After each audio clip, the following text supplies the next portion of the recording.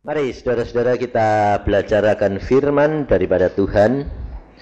Kita buka Roma 12.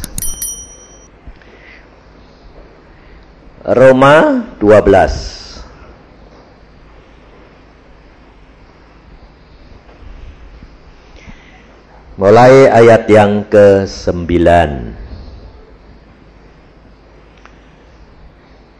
Roma 12 mulai ayat 9. Hendaklah kasih itu jangan pura-pura. Jauhilah yang jahat dan lakukanlah yang baik. Hendaklah kamu saling mengasihi sebagai saudara dan saling mendahului dalam memberi hormat. Janganlah hendaknya kerajinanmu kendor, biarlah rohmu menyala-nyala dan layanilah Tuhan. Bersukacitalah dalam pengharapan, sabarlah dalam kesesakan, dan bertekunlah dalam doa. Bantulah dalam kekurangan orang-orang kudus, dan usahakanlah dirimu untuk selalu memberi tumpangan. Berkatilah siapa yang menganiaya kamu, berkati dan jangan mengutuk. Bersukacitalah dengan orang yang bersukacita, dan menangislah dengan orang yang menangis. Hendaklah kamu sehati sepikir dalam hidupmu bersama. Janganlah kamu memikirkan perkara-perkara yang tinggi, tetapi arahkanlah dirimu kepada perkara-perkara yang sederhana. Janganlah menganggap dirimu pandai. Janganlah membalas kejahatan dengan kejahatan. Lakukanlah apa yang baik bagi semua orang, sedapat-dapatnya, kalau hal itu bergantung padamu. Hiduplah dalam perdamaian dengan semua orang. Saudara-saudaraku yang kekasih, janganlah kamu sendiri menuntut pembalasan, tetapi berilah tempat kepada murka Allah, sebab ada tertulis, pembalasan itu adalah hakku. Akulah yang akan menuntut pembalasan, firman Tuhan. Tetapi jika seterumu lapar, berilah dia makan. Jika ia haus, berilah dia minum. Dengan berbuat demikian, kamu menumpukkan bara api di atas kepalanya. Janganlah kamu kalah terhadap kejahatan, tetapi kalahkanlah kejahatan dengan kebaikan. Nah, saudara, firman Tuhan yang kita baca ini semua saya yakin saudara itu sudah ngerti. Saya yakin saudara sudah baca, saudara sudah ngerti. Tetapi kenyataannya saudara, susah dilakukan. Kenapa saudara? Karena kita itu terus terang membaca firman Tuhan hanya berdasarkan pengertian dalam akal, tapi bukan dengan hati. Karena firman Tuhan ini memang tidak bisa diselami dengan akal saudara. Kenapa? Karena akal kita, pengetahuan kita ini terbatas sekali. Dan ada kunci-kuncinya, yang kuncinya itu di dalam. Contohnya, salah satu contoh saudara, Linda tadi kan bersaksi. Dia kalau dengar kesaksian saya itu lalu dipegang gitu loh. Nah, terus dia alami. Nah, saudara, kuncinya di mana? Jadi tadi kan ditanya ya toh, apa yang kamu tabur, kamu tuai. Nah, tapi kalau saudara itu tadi dengar kesaksian, lalu kamu menabur dengan pikiran yang firman Tuhan berkata, nabur, kamu tuai. Betul lah? Tapi kalau kamu punya pikiran, kalau gitu saya tabur, supaya nanti saya tuai. Dapat enggak? Loh, pinter. Loh, padahal firman Tuhan tetap bilang, yang kamu tabur, kamu tuai. Tapi kenapa kalau kamu punya pikiran, kalau gitu saya nabur lah, supaya saya dapat enggak? Kenapa? Lah, hatimu tidak tulus karena ingin dapat banyak dengan memberi, itu namanya tamak, serakah. Maka dari itu saudara, tiap firman Tuhan ini harus benar-benar kita sadari semua itu ada kuncinya. Nah, kuncinya itu di hati. Sebab gini saudara, saudara sudah tahu toh kalau kita mau nabur tamnuai, dan kamu sudah tahu loh kalau motivasi kita tidak benar, tidak bakal dapat toh. Ya toh? Ngerti toh?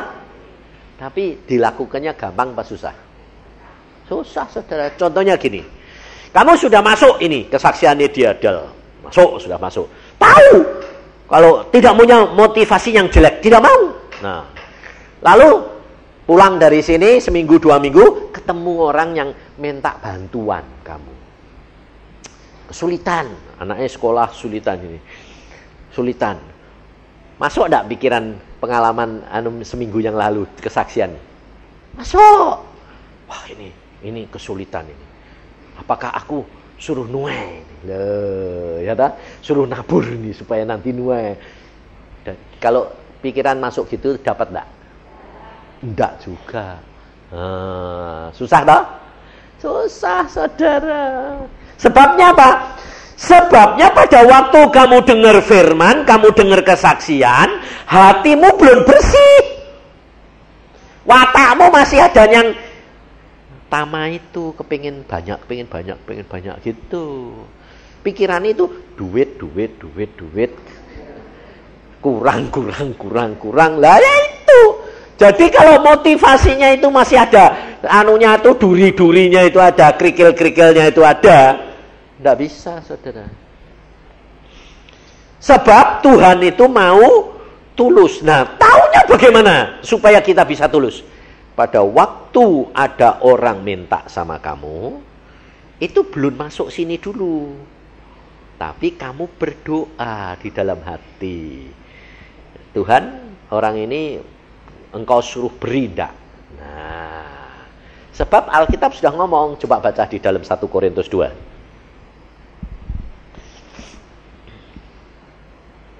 Ayat 9. Tetapi seperti ada tertulis, apa yang tidak pernah dilihat oleh mata, dan tidak pernah didengar oleh telinga, dan yang tidak pernah timbul di dalam hati manusia, semua yang disediakan Allah untuk mereka yang mengasihi Dia. Jadi, kalau sudah timbul dalam pikiranmu, menabur, menuai.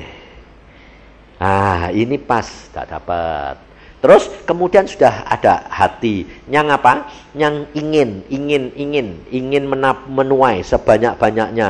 Dapat enggak? Enggak juga. Ngerti saudara? Yang Tuhan mau saudara dan saya itu punya hati yang tulus. Jadi kalau memberi, nah itu firman masuk, tabur tuai, enggak bakal dapat. Tapi kalau kamu memberi, ini kasihan ini Tuhan, ini tergerak, lalu berilah. Lalu tidak ada pikiran gini, nanti kan bakal nuai. Nah, tidak ada. Anggap saja hilang. Beri, karena menuruti perintah Tuhan. Itu yang benar. Gampang apa susah?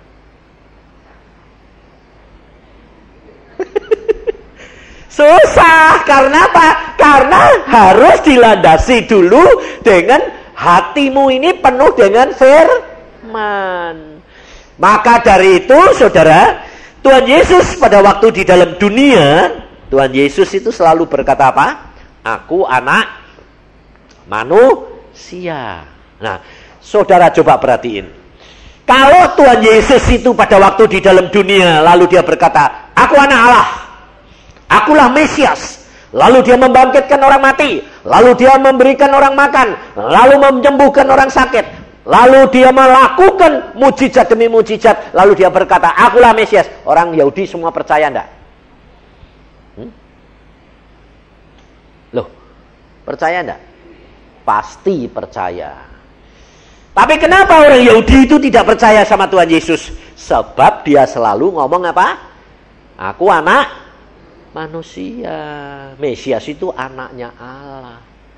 Aneh enggak? Loh, apa yang dilakukan sama Tuhan Yesus itu tidak sama dilakukan oleh hamba-hamba Tuhan dan anak-anak Tuhan zaman sekarang. Zaman sekarang kalau mau ada KKR, advertensinya apa? Hamba Tuhan dipakai luar biasa. Menyembuhkan orang, membangkitkan orang mati. Betul? Terus dipajang fotonya enggak? Orang yang datang jutaan banyak gitu. Kenapa kok zamannya Tuhan Yesus malah disembunyikan? Aku anak manusia, aku. Tapi zaman sekarang harus diberitakan, diadvertensikan. Kenapa? Nah ini loh saudara, motivasinya itu sudah tidak tulus, tidak benar. Sebabnya apa? Sebab ingin menobatkan orang sebanyak-banyaknya. Ingin orang itu datang sebanyak-banyaknya. Loh, orang bisa bertobat itu karena orang lain, karena usaha atau karena anugerah? Anugerah loh. Nah ya. Lah kalau tahu anugerah kok kamu ribut-ribut? Ya. Sebab Tuhan Yesus mintanya apa saudara? Saudara dan saya itu jadi saksi. Itu akan membawa orang lain bertobat. Yang penting itu saudara pribadi itu harus berubah. Karena Tuhan Yesus penghuni surga, saudara. Kalau Tuhan Yesus itu membuat orang dunia ini dia bilang, bertobat semua, akulah Mesias, pasti bertobat enggak? Lalu ditunjuki, itu loh surga enak, siapa yang percaya kepadaku masuk surga, pasti semua percaya enggak? Percaya. Tapi kenapa Tuhan tidak mau? Sebab Tuhan itu membutuhkan orang yang tinggal bersama dengan dia di surga. Itu adalah orang yang mengasihi dia. Bukan orang yang takut akan dia. Orang yang takut kepada Tuhan itu adalah permulaan pertobatan. Tapi yang Tuhan kehendaki, kasih, mengasihi Tuhan, itu yang tinggal bersama dengan dia di surga. Nah, bagaimana supaya saudara dan saya bisa mengasihi dia sungguh-sungguh? Hanya bisa kalau saudara mengalami firman. Tanpa saudara dan saya mengalami kebenaran firman itu, saudara tidak dapat mengasihi Yesus. Tanpa saudara dan saya mengalami penderitaan, sebagian daripada penderitaan Yesus, saudara tidak dapat mengasihi Yesus.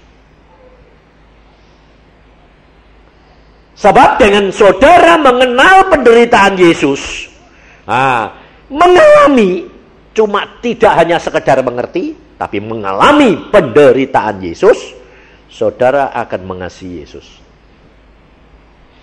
Makanya kerap kali Tuhan Yesus berkata, di dalam dunia kamu menderita, tapi percayalah, aku sudah mengalahkan dunia ini. Karena apa? Setiap penderitaan yang saudara dan saya dibiarkan Tuhan ngalami, Tuhan itu punya rencana supaya saudara mengenal dia. Makanya pada waktu ibu saya dulu sarafnya tengkuk putus, tiap 3/4 jam, 1/4 jam atau 3/4 jam itu muter dia ke kiri, muter.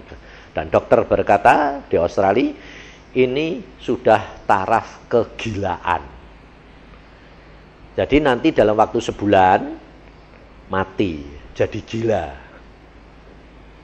Waktu divonis begitu, saya diinterokal dari Australia sama adik saya, semua nangis saudara. Lah, ini penderitaan enggak?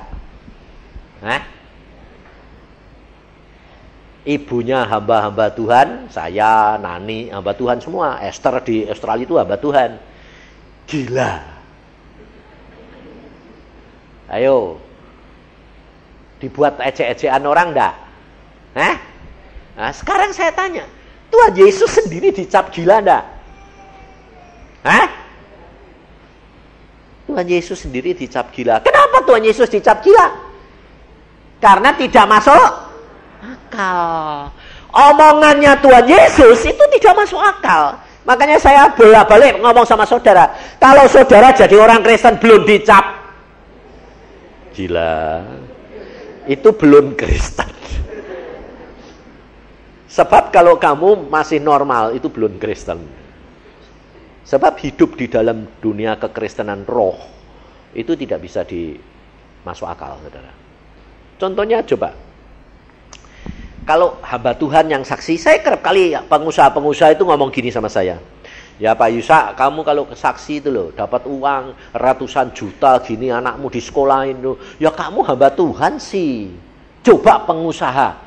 Ya, saya bilang, karena kamu punya pikiran membatasi kuasa Allah, kamu tidak bakal ngalami. Saya bilang. Nah, tapi coba lihat si Linda ini. Suaminya Bernard itu hamba Tuhan atau pengusaha? Pengusaha juga hamba Tuhan, tapi kerja enggak? Kaya enggak? Kira-kira orang kaya malah perlu diberi atau perlu memberi? Memberi, tapi dia diberi juga enggak? Bisa enggak? Jangan batasi kuasa Allah. Sebab Tuhan itu sama, mengasihinya sama. Hamba Tuhan ya kerja, orang pengusaha ya kerja, sama. Tapi kenapa orang lain bisa memberi? Karena digerakkan Tuhan. Nah, ngerti? Ini pernah saya alami, saudara. Istrinya ketua eklesia. Dia itu, saya khotbah, saya bersaksi, dia bilang gini, Pak Yusak itu kalau saksi itu kok nonsen, tidak masuk akal.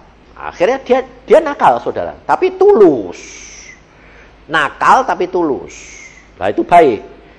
Jangan pinter tapi tidak tulus.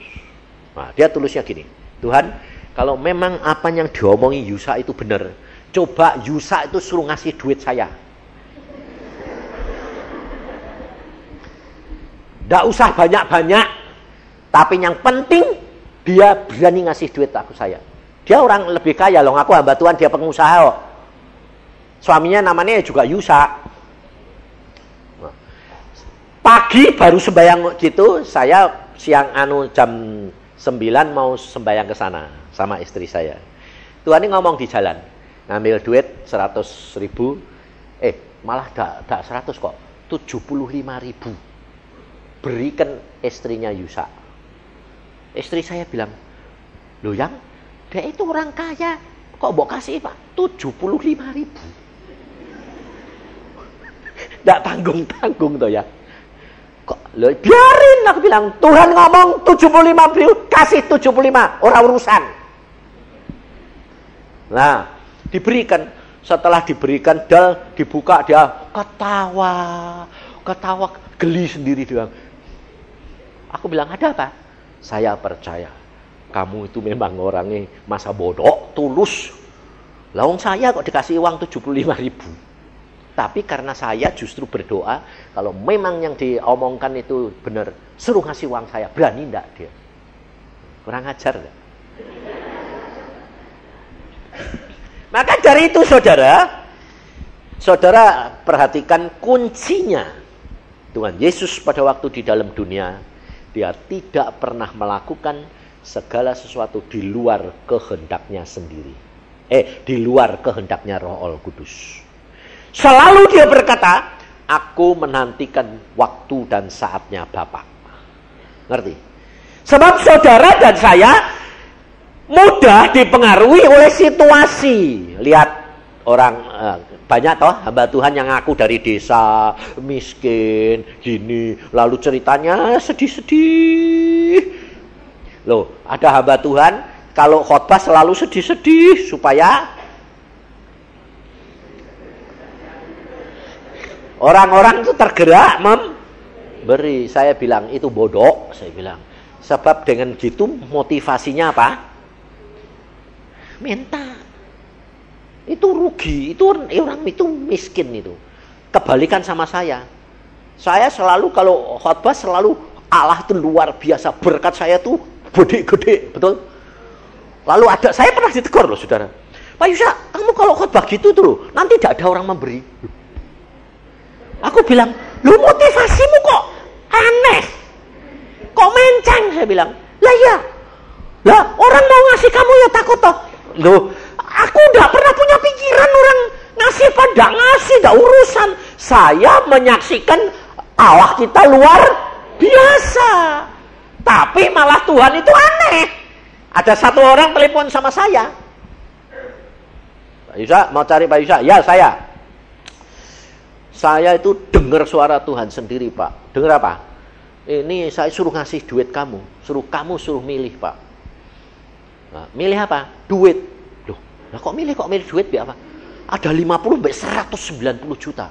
Nah, lalu saya tanya, kenapa gitu? Nah ya Tuhan itu aneh, aku sudah protes Pak. Yusa yang mana? Yusa yang di Bandung. Suruh milih. Lalu dia bilang, Yusa itu sudah kaya. Berkat, kalau saksian, berkatnya itu sudah banyak. Kok kamu kasih banyak? Yang desa itu loh. Tuhan tuh jawabnya aneh Pak. Justru dek sudah berkati banyak itu dek ngasih jangan sedikit-sedikit. Loh. Malah lucu, malah dibalik sama Tuhan. Kan aneh. Yang cerita dia dewek. Loh, lalu dia bilang gini, lah sekarang Pak, Bapak boleh pilih. Sekarang saya mau kirim ke bank. Pilih yang 50 atau pilih yang 190. Kalau saudara milih mana? Oh, lah orang masih pikirannya mata duitan gitu. Loh, saya kan baru tadi ngomong toh ya. Kalau dengar kesaksian itu pikirannya jangan masih ada kerikil-kerikil tamat. Loh, ditawani gitu kok bilang milih yang 190. Loh, itu tanda nih. Tanya Tuhan. Jadi saya juga sebentar saya doa. Tuhan, ini ada 50 sama 190. Aku pilih yang mana? Lalu Tuhan melintaskan firman di sini. Hamba Tuhan cuma terima 1/10. Saya kaget. Loh, kok bisa 50 sampai 190? Ini 20% Pak. 48 juta saya genepi jadi 50. Oh. Bagaimana Pak? Saya milih yang 25 juta. Wah, dia ketawa. Puji Tuhan. Kenapa? Nah, jadi yang 190 kan balik aku lagi. Saudara, kenapa? Lah kenapa begitu? Saya bilang, saya tanya Tuhan, saya disuruh ngambil yang 25. Yang 25 suruh nyalurkan hamba-hamba Tuhan yang lain. Yang 190 suruh balik kamu. Kalau gitu saya diuji Pak. Ya. Dan kamu lulus diuji karena kamu tidak tamak. Saudara. Hidup kekristenan. Kalau saudara dan saya masih hidup dengan cara hikmat dunia. Hikmat dunia itu apa? Yaitu hikmat yang saudara dan saya dapat dari nenek moyangmu. Adam dan Hawa. Setelah dia makan buah pohon pengetahuan, saudara tidak akan sampai kepada pengenalan akan Tuhanmu secara utuh. Saudara dan saya hanya bisa mengenal Tuhan secara utuh, kasih, kalau saudara bergaul karib dengan Roh Kudus.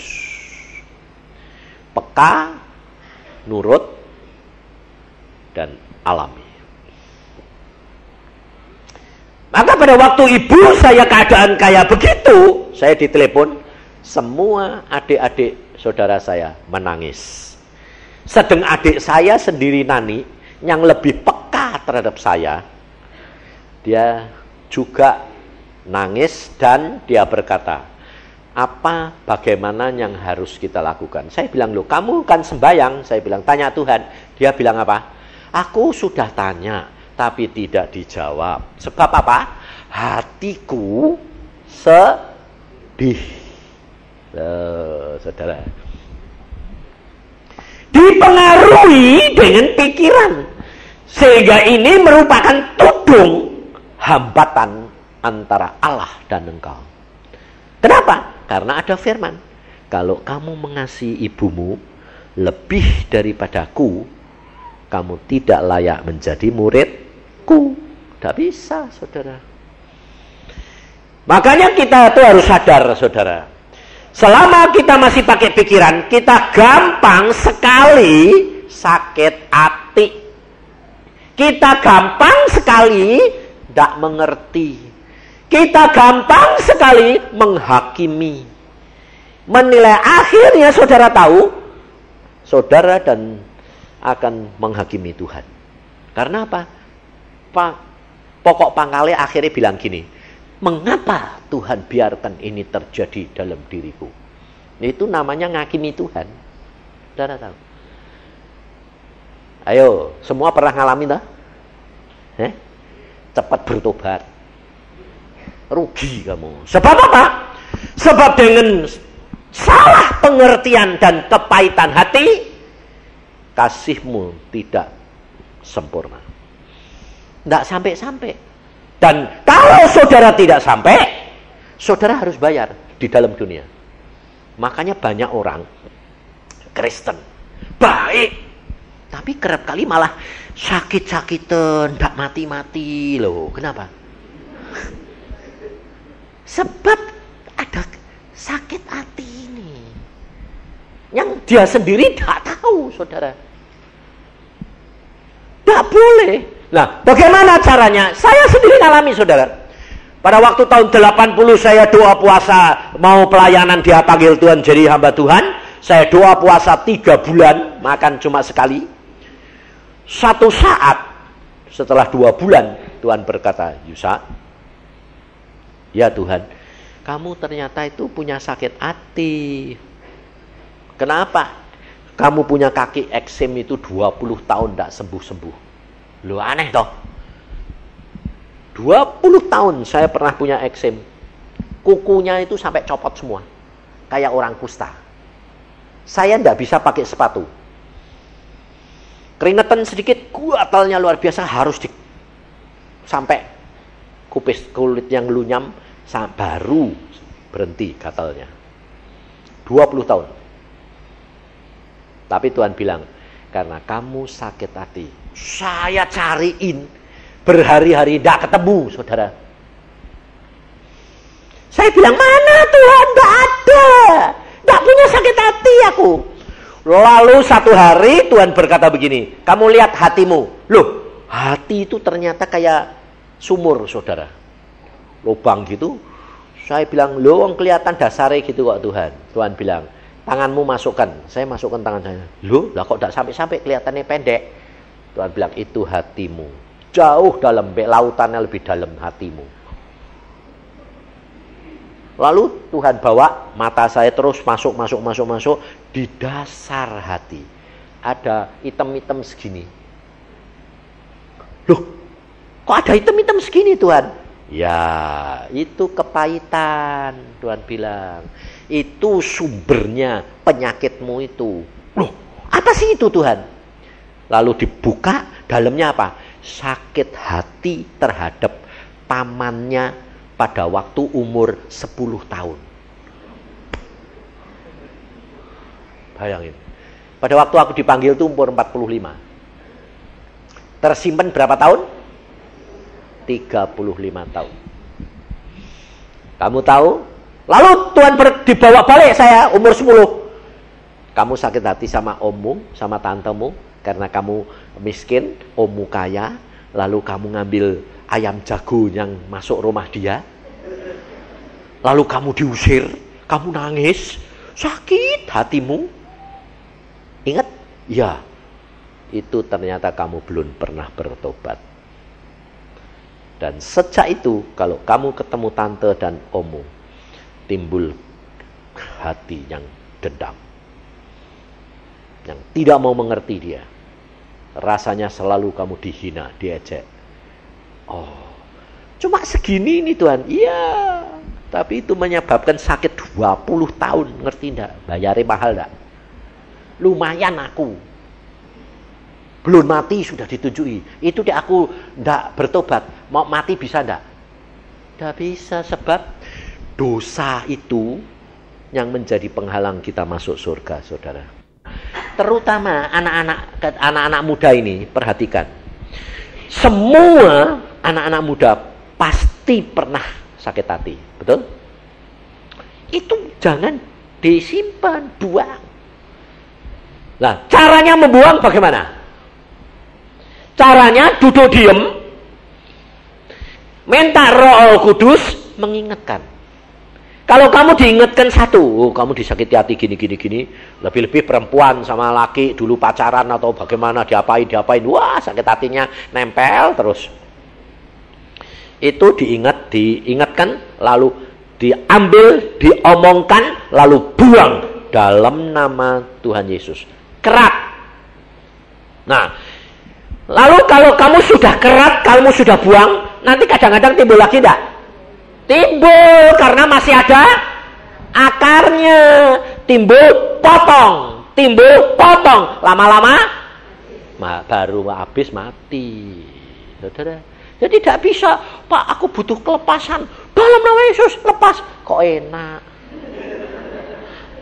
Wong akare di dalam, dalam kok. Selama saudara hidup, muncul lagi, saudara. Nah, makanya yang muda-muda itu jangan kamu biarkan. Sebab apa? Itu nanti tumbuhnya penyakit itu setelah kamu dewasa. Nah, kemudian yang nikah. Nah, nikah itu pasti sakit hati.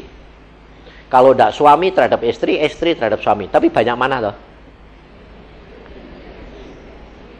Banyak mana? Banyak istri atau banyak suami yang sakit hati? Istri.